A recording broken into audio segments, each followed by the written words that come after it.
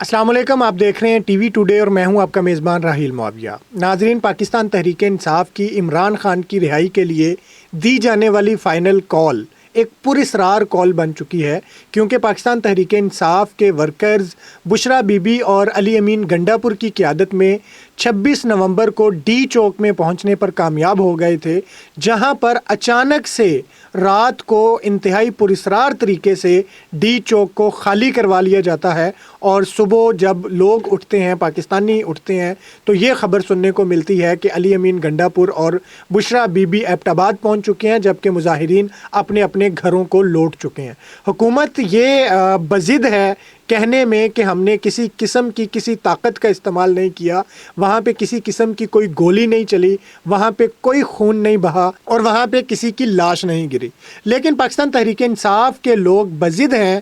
کہ وہاں پہ خون خرابہ ہوا ہے، بڑے پیمانے پہ لوگوں کی لاشیں گری ہیں اور ریاست نے فائرنگ کی ہے، اور فائرنگ کے نتیجے میں مظاہرین جو ہیں وہ اپنی جان کی بازی ہار چکے ہیں۔ یہ دونوں دعوے ابھی تک پوری شد و مد کے ساتھ کیے جا رہے ہیں۔ ریاست یہ ماننے سے انکاری ہے کہ کسی کا خون ہوا ہے، جبکہ پاکستان تحریک انصاف یہ ماننے سے انکاری ہے کہ کسی کا خون نہیں ہوا۔ پہلے تو تحریک انصاف کی جانب سے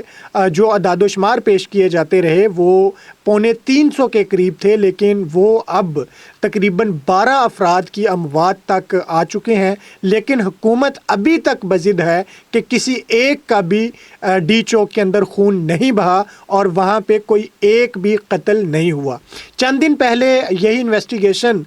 کرنے میں اسلام آباد کے ایک مشہور و معروف صحافی مطیع اللہ جان مگن تھے کہ انہیں اچانک سے ہاسپٹل سے اٹھایا جاتا ہے اور ان پر ایک انتہائی مضحکہ خیز اور بھونڈا مقدمہ قائم کر دیا جاتا ہے، اور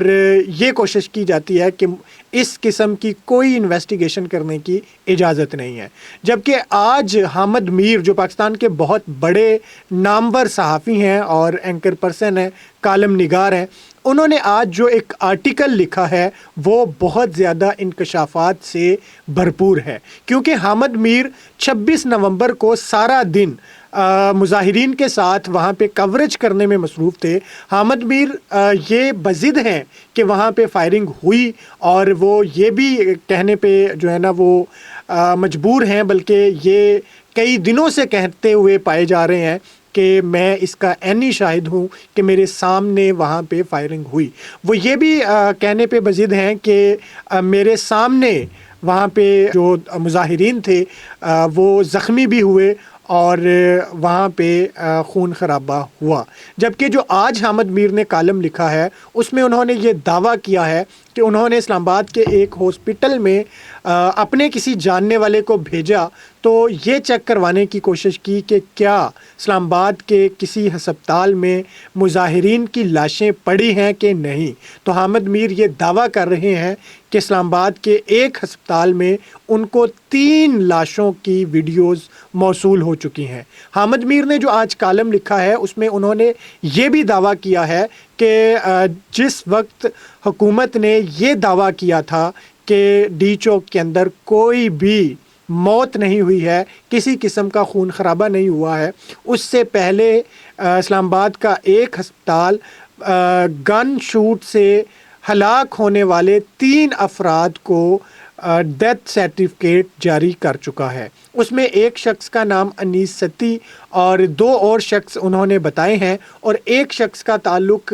ڈیرہ غازی خان سے بتایا ہے، جبکہ حامد میر نے یہ بھی دعویٰ کیا ہے کہ جب ڈیرہ غازی خان والے شخص کی لاش کو وصول کرنے کے لیے اس کا بھائی ہسپتال میں گیا تو پہلے انکار کر دیا گیا کہ آپ کا بھائی ہمارے پاس نہیں ہے، لیکن وہ جب بضد رہا تو جو ہاسپٹل کی انتظامیہ ہے انہوں نے اس شخص کو اس کی میت واپس کر دی، اور اس شرط پہ کہ اس کو خاموشی کے ساتھ جا کر دفن کر دیا جائے گا۔ حامد میر نے یہ دعویٰ کیا ہے کہ ڈیرہ غازی خان میں اس شخص کی تدفین کر دی گئی ہے، اور وہ یہ بھی دعویٰ کر رہے ہیں کہ جب میں نے اس شخص کی تصویر دیکھی تو وہ قتل ہونے والا جو شخص تھا، جب میں دھرنے کی کوریج کرنے میں مصروف تھا تو وہ شخص بار بار مجھے پانی پیش کر رہا تھا، پانی کی بوتل مجھے دے رہا تھا اور مجھے یہ کہہ رہا تھا کہ اس کو اپنی آنکھوں پہ پھینک لیں اور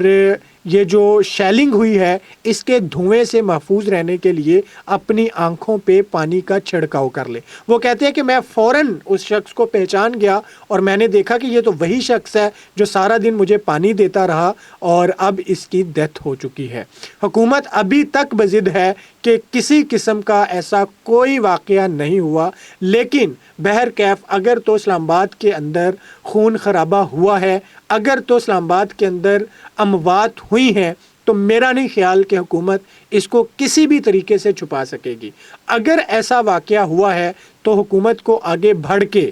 فی الفور خود ہی بتا دینا چاہیے کہ وہاں پہ کتنی اموات ہوئی ہیں، کتنے لوگ جو ہیں وہ زخمی ہوئے ہیں، اور در حقیقت وہاں ایکچوئل کنڈیشن کیا ہے، کیونکہ جب تک حکومت خود